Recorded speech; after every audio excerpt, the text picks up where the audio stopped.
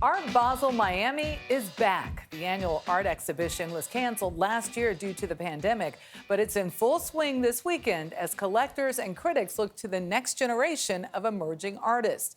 One making a name for themselves is Kennedy Yanko, artist in residence at the Rubell Museum. And as we saw for ourselves, the work is larger than life. An artist's studio is akin to one's home. It's private, intimate, and there's always house rules. Sculptor Kennedy Yanko let our cameras into her Brooklyn studio under the condition we didn't share any of her secrets. I'm just trying to figure out how you connected it all. It's so cool. Good luck. Good luck. That's what I just figured out this year. What? That's what You're not going to tell me? No way. Her craft has evolved through her desire to marry paint with metal. I'm really interested in challenging perception. When you look at it, you don't know if it's light or heavy or soft or hard. And as soon as you understand it, then your whole mind is flipped upside down on its head. What makes it unique? The process, I think. For me, so much of what I'm doing it's really responsive. A process that requires all of her strength and patience. Does it always come out the way you expect? Never. I was sitting here I was expecting something totally different for this piece. Really? What were you expecting? Well, I mean, it was supposed to go in this way and go around and then work this way. Born in St. Louis, Missouri, Yanko grew up in a loving home with family who always supported her creativity.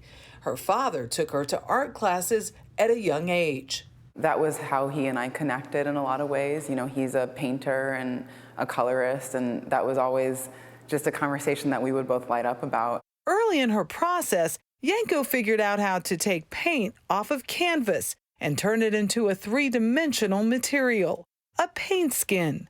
This piece was, after I first started working with the skins, I started using this rubber, and I would take the rubber, I would roll it out, and then I would throw the paint in the air. So the paint would atom bomb, and then I would take my body underneath the rubber, and I'd kind of expand on the way that the fractal details interacted with itself. She left home at the age of 18, first to attend the San Francisco Art Institute, then to participate in the Living Theater in New York City. They would have writers and actors and painters and all different minds come together in this space where we could all interact and talk in different ways. And that's where I started to learn about philosophy and psychology and what it means as an artist to conjure emotion within and to have it come out, and that it has to come from here first. Her curiosity led her to an apprenticeship in metal welding and the skill set she needed for her next chapter.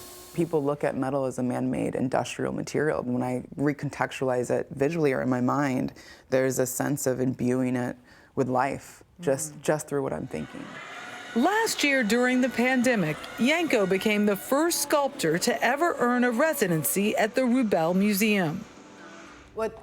Don and Mara Rubell own one of the largest contemporary art collections in the world. What did you see in her? Oh my God! First Magic. of all, magic.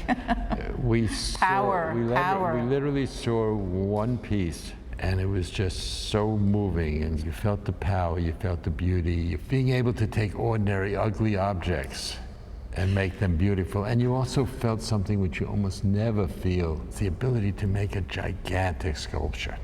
The opportunity gave her the tools and space she needed to begin creating the work she dreamed of. I used over 100 gallons of paint for the skins there because I had a room where I could do my skins, do 40 feet of skins. It was life-altering for me because this is a material that I worked with for 12 years, and I'm just now beginning to really understand it. This is the result. It's called white passing. I think making this work was a self-analysis. It is about a kind of skin, what it means to shed skin, what it means to change colors of skin. My work is always pulled into conversations around gender and sexuality and identity, and I haven't addressed my racial existence before. Until she started writing the graphic novel, Indelible Fluidity.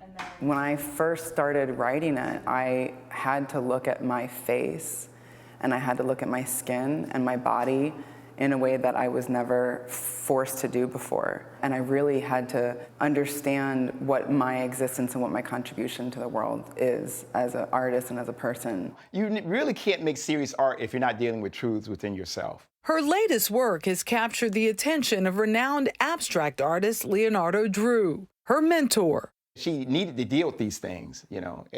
Otherwise, her work would not have actually transitioned to where it is right now. I don't think there is anything more special than finding your voice. Is there a destination, or like your art, are you allowing life to move you in whatever direction you end up in? I have very ambitious projects I want to take on. I don't know how that's going to happen or where or when, but I trust that it will. I want to make really big, huge architectural sculptures. Like, when you say big, huge, what do you mean? Like building size. Building size? Yeah. Building size. Well, that blue sculpture we saw Kennedy make is for a show she's doing next spring with CF Hill in Stockholm. The piece will be featured with 19th century abstract artist Hilma af Klint. Sound familiar when Anthony Mason was doing his piece? Last week. Last week, Yep. right. When he did that piece, he exposed us to the fact that she may have been the very first abstract artist on the books. But just an incredible artist. Yanko is Kennedy, her first name. She's incredible. I loved it. This was towards the end of the piece, but without having your own truth, you can't create the art that she is creating. Right. And what a, you know, that's for so many things out there, but Have beautifully to explore said. your life. Right. And just the notion of taking, or they talked about this piece as well, Right. taking ordinary objects and turning them into something sublime. Recycling. How about that? There you Recycling go. into works of There art. you By the way, go. the fashion in it, the two of you, phenomenal. Absolutely phenomenal.